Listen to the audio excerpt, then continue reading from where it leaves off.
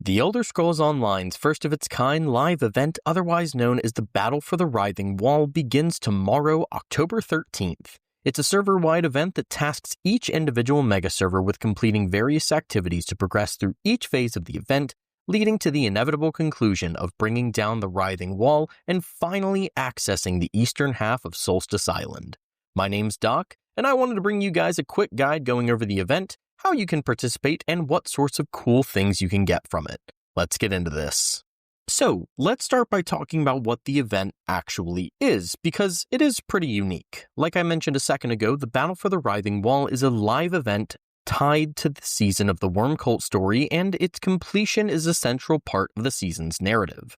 Our goal is to accomplish various tasks, quests, etc. to earn progress towards completing the event. It's split up into 3 phases, which I'll elaborate more on in just a few minutes, and at the end of Phase 3, the Writhing Wall will fall, which will open up the eastern half of Solstice. Each individual server, so that means, PC NA, PC EU, Xbox NA, so on and so forth, will have their own progress that's unique to that server. This means that different servers will likely complete the event at different times, so whichever server completes the event first will be the first group of people to experience Eastern Solstice. To the best of my knowledge, ZOS has taken average player numbers into account when designing the progress for each server, so lesser populated servers do still have a chance to finish first. Now, you may be saying to yourself, well, Doc, I don't have the content pass, so I guess this means I don't get to do anything, right? And actually, you can participate. While Content Pass owners will be able to participate in more activities and get more rewards, players who don't own the Content Pass can still participate in the event. You can see here that non-Content Pass owners can still do daily Stirk Fellowship quests and get Writhing Wall coffers, which, again, I'll explain more about in just a minute. They can also get the Twitch drops by watching ESO streams, and I do plan on streaming a bit during the event, so make sure to come hang out with your favorite healer. So we know what the event is and who can do it. How exactly do we do the event and earn rewards? Well, whether you're a Content Pass holder or not, you can begin by opening up the Crown Store, navigating your way over to the Quest Starters tab, and acquiring the free quest called Support the Fellowship. From there, you'll head to either the Stirk Fellowship camp in Solstice or Stirk Island found just west of the Gold Coast. After that, you can begin farming out the event progress. Phase 1 is all about supplying and supporting the war camps, and there are a few ways we can do this. All players can do some repeatable quests, things like defeating enemies, crafting weapons and armor, and finding special Worm Cult enemies located in delves and public dungeons.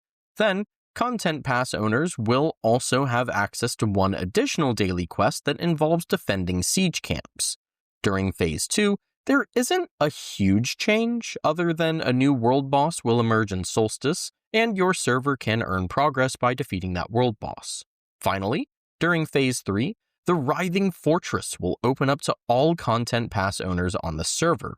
To the best of my understanding, this is a special instanced activity, kind of like a dungeon or a trial, that's designed for large groups of ideally 12 people where you will navigate through the fortress and defeat a few bosses. In several places throughout the fortress, you will encounter magical barriers that will block your path, and you'll need to repair, then use siege weapons to bring them down. I won't go into the individual boss mechanics because I know some people really like doing blind runs, but if you care to know more about the bosses and their mechanics, I've linked this entire written guide in the description for you to check out. After Phase 3 ends, the event will be concluded for that server, and all Content Pass owners on the server will have access to Eastern Solstice. It's definitely an intricate event to say the least, and believe it or not, what I just went over was actually the simple version. This section of the video was longer before I cut it down a little bit, so needless to say, I think whether you're a casual solo player or a hardcore endgamer, I think you'll find something fun to do during this event. But enough about the event itself. Let's talk about what we're all here for, the cool stuff. Aside from the obvious accessing Eastern Solstice, there are plenty of rewards that players can expect to receive from participating in this event. Well, there are no event tickets or merchants in this event, but you can still earn reward coffers. After completing your first daily event quest, you will gain a golden event coffer that will contain one of the rewards shown on screen depending on which quest giver you earn the box from. Now, I do believe that these boxes are one per day per account, but I'm not 100% sure on that. After that, you can still gain purple boxes from doing any of these activities, in which you can still earn all of the rewards shown, just with a lower chance at receiving them than if you'd open a golden box. I don't know what, if any, cooldown there will be for earning purple boxes, but I will keep an eye out and I'll pin a comment or something if there's something important that I need to mention about that.